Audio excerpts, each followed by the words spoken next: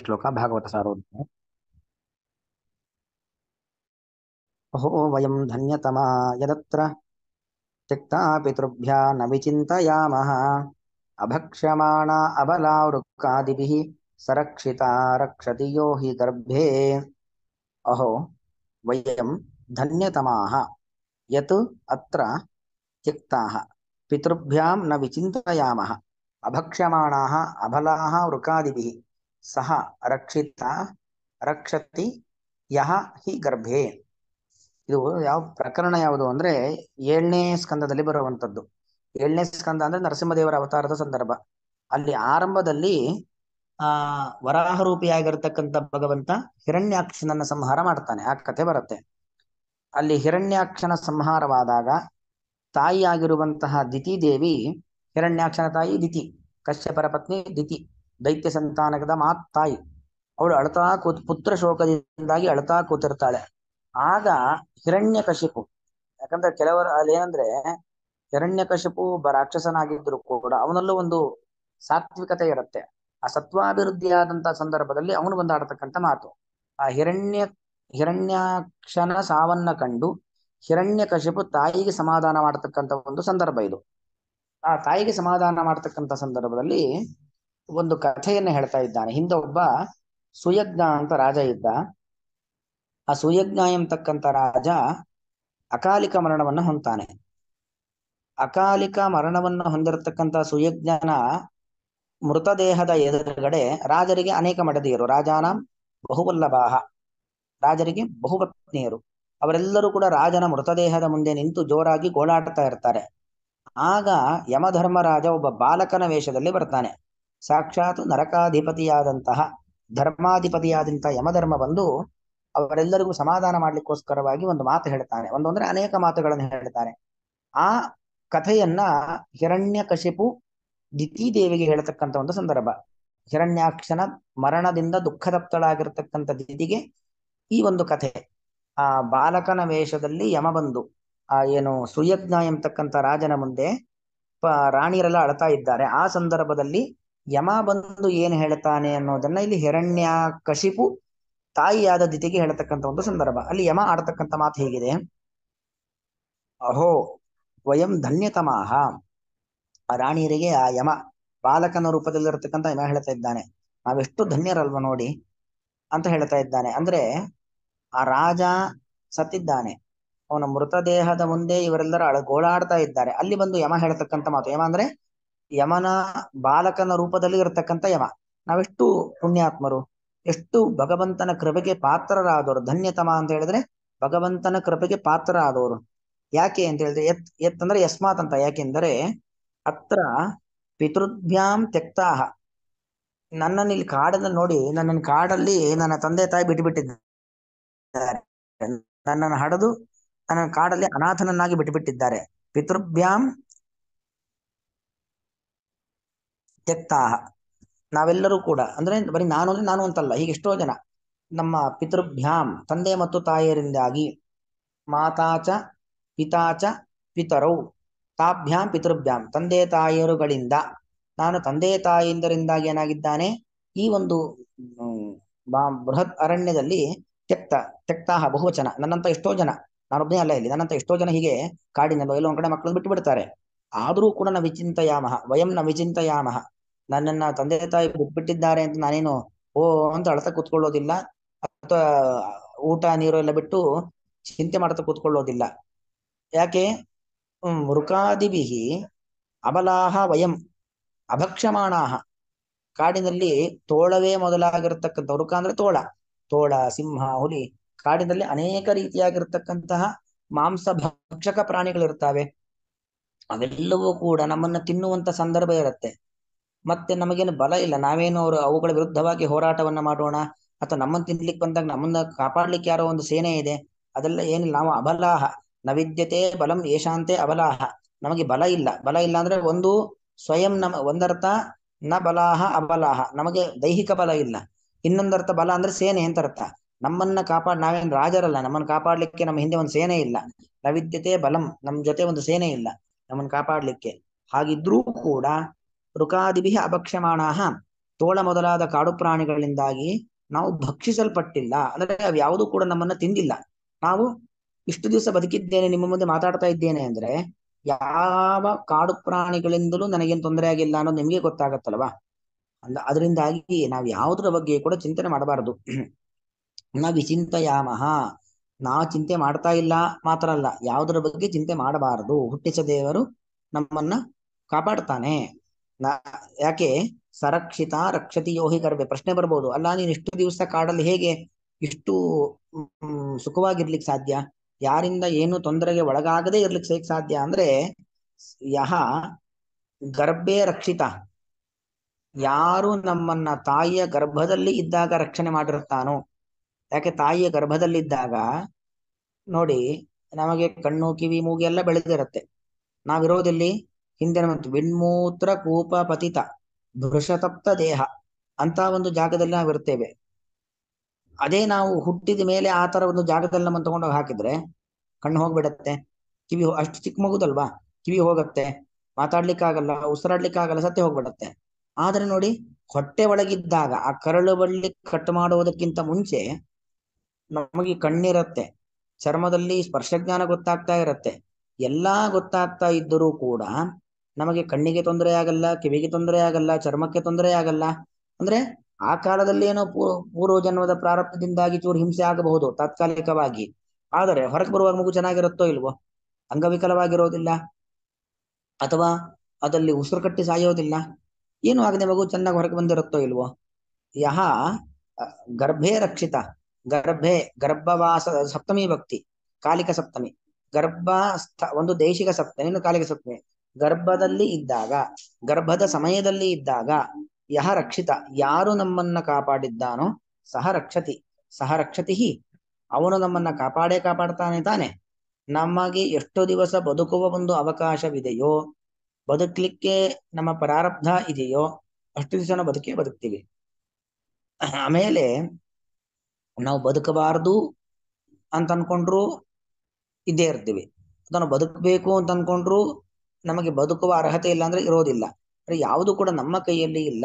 ಹಾಗಾಗಿ ಯಾವುದೋ ಒಬ್ಬ ವ್ಯಕ್ತಿ ಮರಣ ಹೊಂದ ಅಂತ ಮಾತ್ರಕ್ಕೆ ದುಃಖಿಸೋದು, ಯಾವುದೋ ಒಬ್ಬ ವ್ಯಕ್ತಿ ಹುಟ್ಟದ ಅಂದ್ಕೊಳ್ಳಿ ವಿಪರೀತ ಸಂತೋಷ ಪಡುವಂಥದ್ದು ಯಾವುದು ಕೂಡ ತರವಲ್ಲ.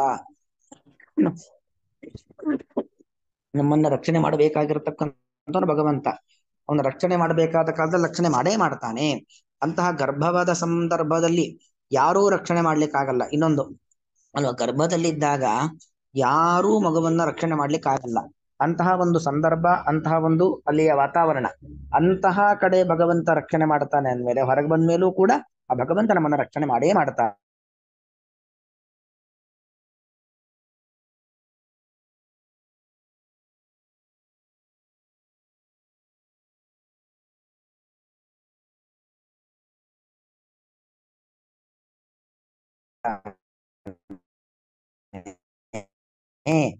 ಹಾಗಾಗಿ ಮರಕವಾಗಿ ನೀವು ಯಾರು ಕೂಡ ಬರುತ್ತೆ. ಈ ಕಥೆಯನ್ನ ಹಿರಣ್ಯಕಶ್ಯಪು ತನ್ನ ತಾಯಿಯಾದಂತ ದಿತಿದೇವಿಗೆ ಹೇಳಿದ ಕಥೆಯನ್ನು ಇಲ್ಲಿ ಉಲ್ಲೇಖ ಮಾಡ್ತಾ ಇದ್ದಾರೆ.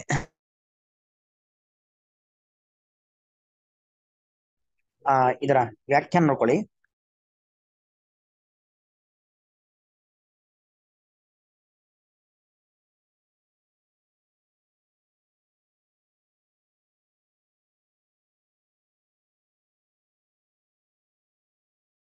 एवं संसारस्य विशिष्टविशेषम् एकतत्त्वसङ्गात् स्थानान्तरे अन्यै पन्थीनां विलपन्थीनां राजस्त्रीणाम् अतिबहुलं तम् असहमानः साक्षात् प्रेतराजः एव तच्छान्त्यै बालरूपं समास्थाय तत्रागत्य समाधत्त इत्याह.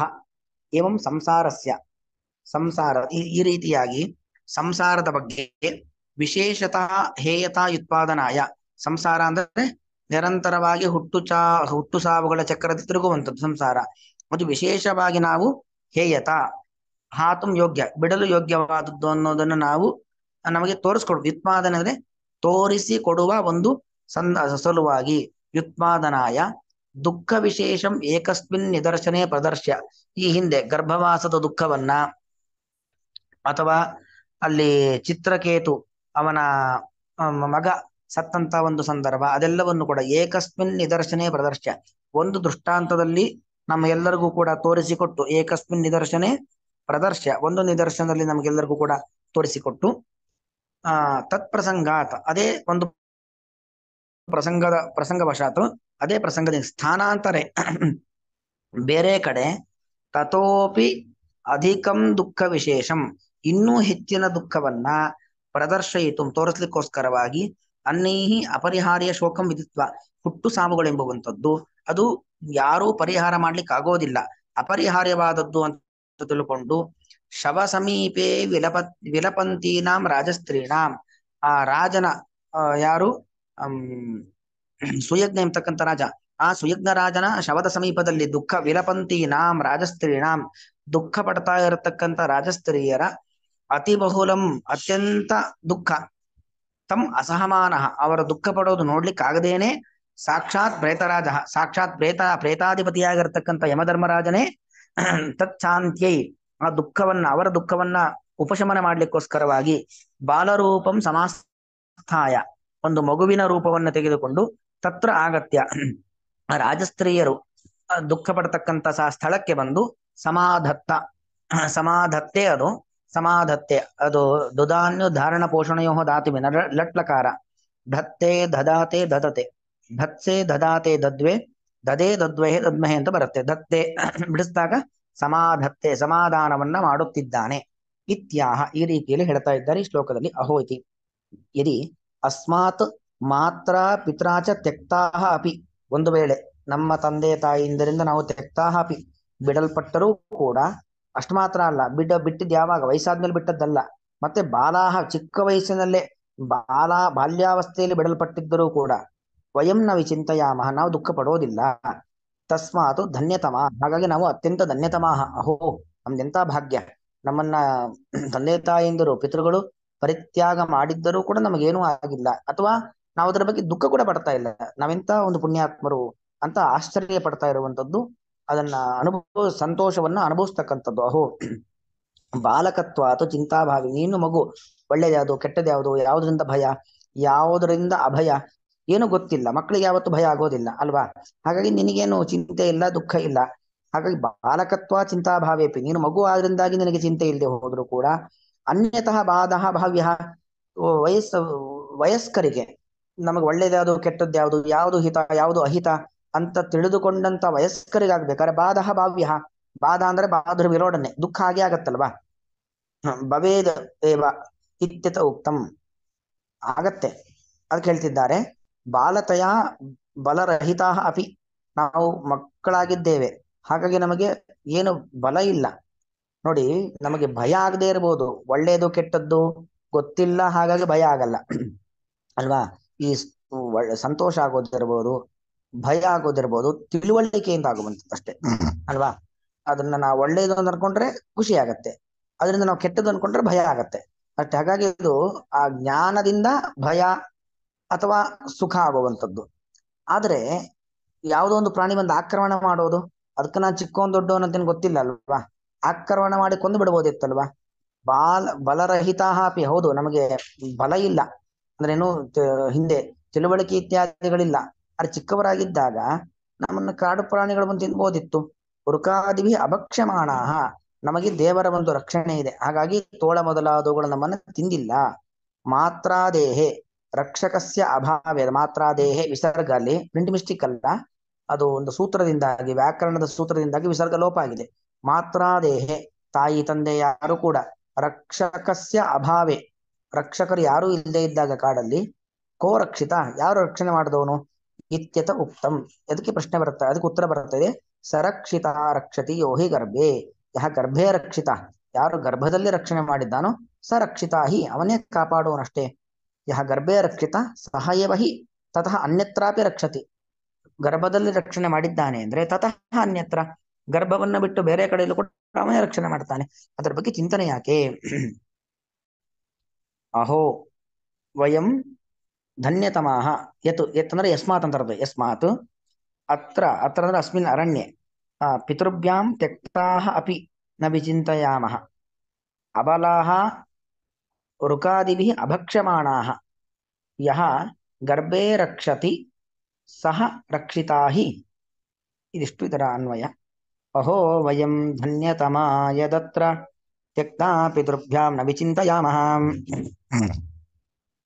अभक्ष्यमाणा अबलारुकादिभिः सरक्षिता रक्षति यो हि गर्भे श्रीकृष्णार्पणमस्तु।